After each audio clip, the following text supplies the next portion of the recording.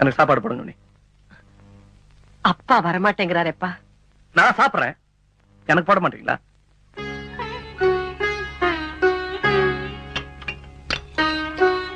நான் சாப்பிட போறேன், வயிறு நிறைய சாப்பிட போறேன், எனக்கு பசிக்கல. 4 பேர் உயிரை காப்பாத்தினா அது பாவம்னு இந்த சாமி சொல்லிச்சேன்னா இந்த சாமி எனக்கு வேணாம்.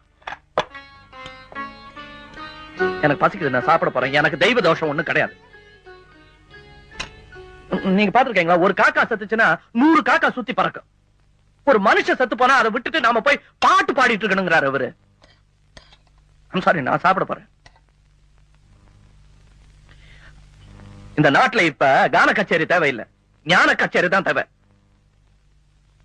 மத்த வீட்டுலாம் பாருங்க, ஒரு புள்ள இந்த மாதிரி நல்ல காரியம் செஞ்சுட்டு வந்தா முதுகுல தட்டி கொடுப்பாங்க.